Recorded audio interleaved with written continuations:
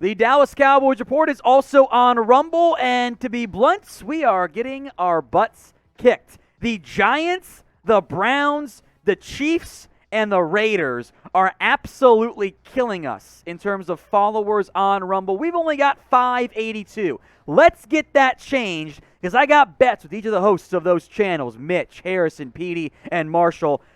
Let's get that changed, folks. Help me out. Go follow us on Rumble for more uncensored videos from us here at the Cowboys Report. It's rumble.com/Cowboys TV.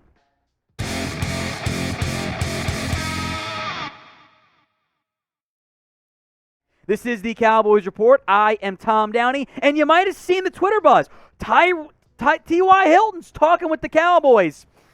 Let's slow down here a little bit. Let's break down how this whole thing began. Originally, Wednesday or Tuesday, I can't remember which day it was, Bleacher Report says the Cowboys should consider signing T.Y. Hilton.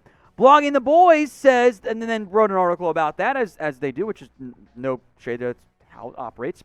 Pat McAfee then comes on and says the Cowboys allegedly are talking to T.Y. Hilton. But Pat said allegedly, which is a clear sign that is not what Pat is reporting. He's not saying the Cowboys are talking with T.Y. Hilton. He simply saw that information out there. But it's not actually out there anywhere else but Bleacher Report. But now it's being picked up as McAfee said. And I love Pat McAfee, but he's not actually reporting this. So I think what has happened here, my friends, is we're playing that bad game of telephone in free agency, where outlet says the Cowboys should do this or team should do that. It gets misread and then said, well, they're already talking with him, when they haven't actually spoken with T.Y. Hilton from anything credible I've seen at this point. I wouldn't hate the idea of adding T.Y. Hilton, although he's kind of washed at this point. I think he's not the same guy who was in his prime, but nobody has actually reported that the Cowboys are meeting with T.Y. Hilton. It's a game of telephone gone terribly awry. By the way, guys, Hilton is when he was in his prime. So I know that McAfee said allegedly talking with the Cowboys, but that's not Pat reporting on it. That's just Pat saying something he saw, which we all do. It's fine. But it got spun out of control. So when you see people talking about T.Y. Hilton, send them this video, because that's what actually is going on. There hasn't been any real reports at this point. Let's talk Bobby Wagner now here.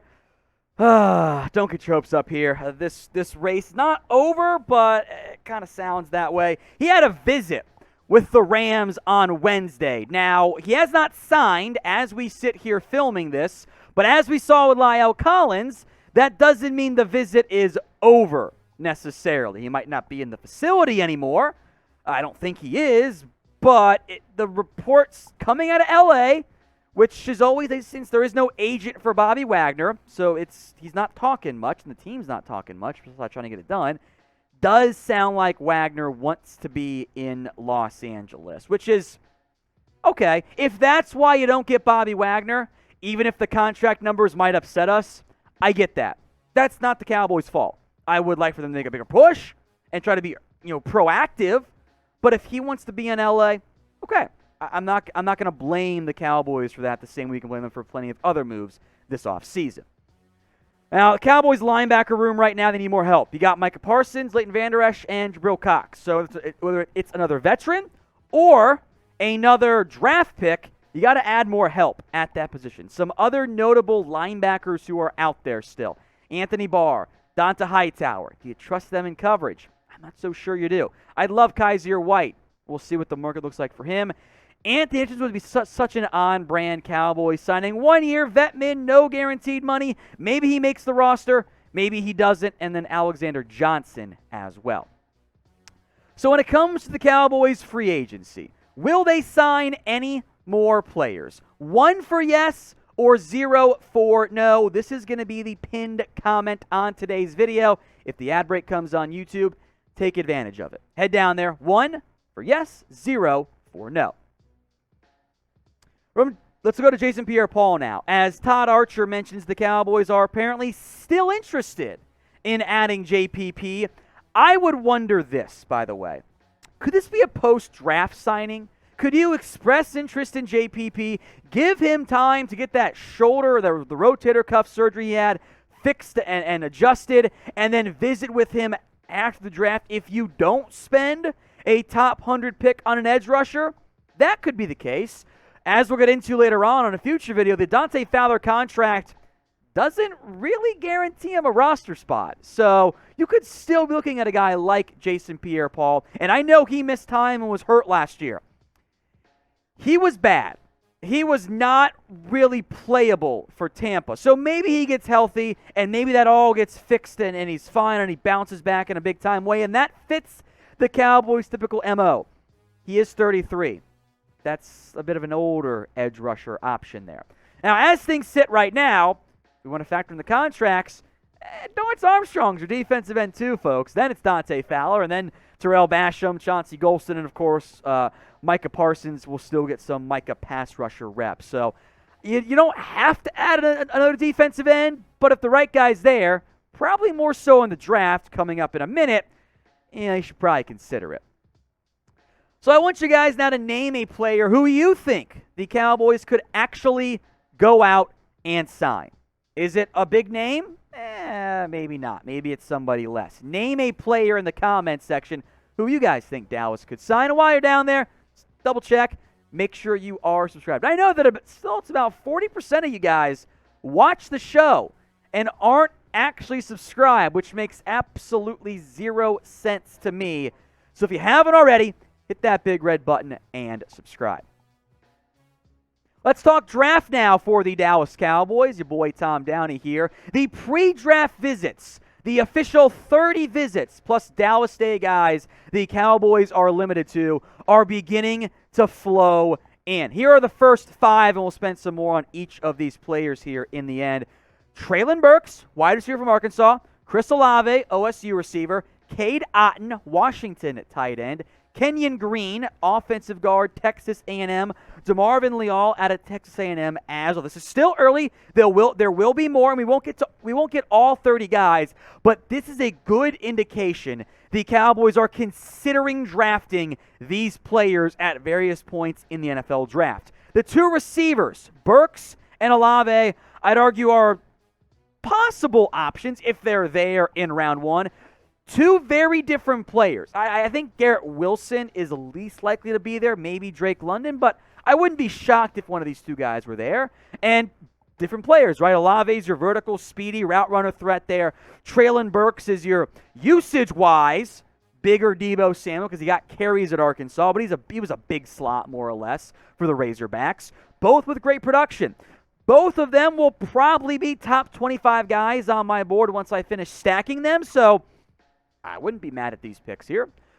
Even if you did trade away Amari Cooper, you need another wide receiver on this team still. So pick one for me. Type TB for Treylon Burks or CO for Chris Olave. If both are there and you're taking a receiver, so no write-in votes allowed, pick one. TB or CO. Keep an eye on Kenyon Green for the Cowboys, folks. Big body. Played all over the offensive line for Texas A&M. If he's there at 24, I am on the record saying, for now, I also thought corner would be there for you in round 1. I think there's a real chance that Kenyon Green or Tyler Linderbaum or Zion Johnson is the pick here at 24 for the Cowboys. So keep an eye on those interior offensive linemen. Now, Dallas Day guys exist too.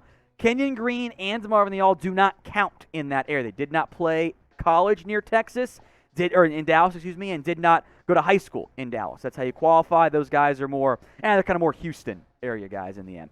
DeMarvin Leal, don't take him top 60. He's not good enough. The production looks fine.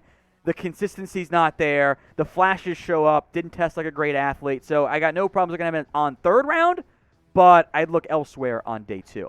Cade Otton, and I think 4th round could be a good area for the Cowboys to look at tight end. Otton's one of those guys. Big reason why that coaching staff for the Huskies all got fired is because they couldn't get the ball to their best player, and that was Otton. So the numbers are bad. I know that. He's actually a pretty good football player. The tight end class this year is not top-heavy. But late day 2, early day 3, there are some good players, including another name the Cowboys bringing in for a pre-draft visit.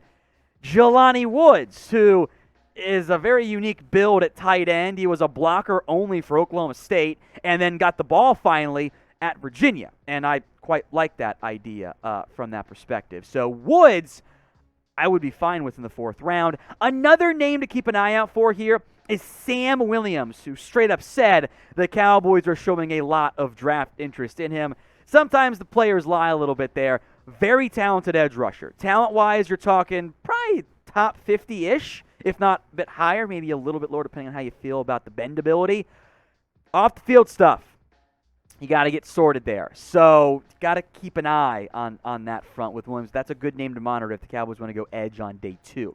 The coaches, by the way, are also doing their pro day tours at the current moment. Saw Mike McCarthy, Dan Quinn at Penn State, Jaquan Brisker, Arnold Ebiketie, and Brandon Smith, names to watch there. And OC Kellen Moore has been looking around heavily at tight ends. Jeremy Ruckert, they went to the Pitt Pro Day, not Moore, but someone else did. So the Pro Day tours are going on, offers some insight into who the Cowboys could be looking at. Mike McCarthy's doing a little bit more pre-draft stuff than he's done in the past. So we asked you earlier, name a player you think the Cowboys should sign in free agency. How about one you think they should draft? Does not have to be a first-round pick, but let me know in the comments who you think the Cowboys should draft this year. Let's talk contract news here. Carlos Watkins, Jeremy Sprinkle contracts are in, and they are on vet minimum deals. I haven't seen all of the guaranteed money for these guys, but there's probably not much to it. So cheap, back of the roster signings. They did those roles fine last year. Cowboys rolling it back from that perspective. A lot of their signings have been very, very cheap, even cheaper than what I think people thought they were going to be. So grade the Cowboys free agency so far. A, B, C, D, or F. Head to the comments section. Let me know how you feel about what the Cowboys have done in free agency. One last news item here. Brian Schottenheimer hired. I'm not going to body anyone in particular, but I saw plenty of freak out, good and bad.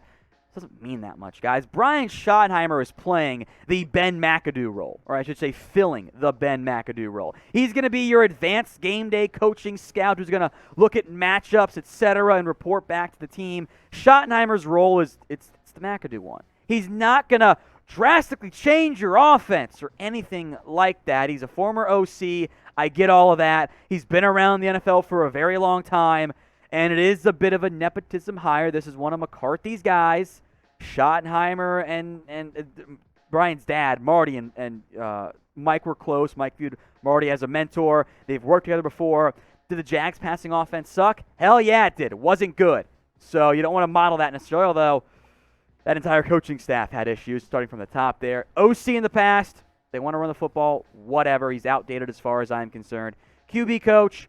Also had a stint as the Georgia OC, Rams, and Jets. For a 48-year-old to be an OC in the NFL since 2006 is actually kind of unusual, but this isn't that big of a deal. You're not going to hear him very much during the season. You don't need to freak out in the negative way over this move.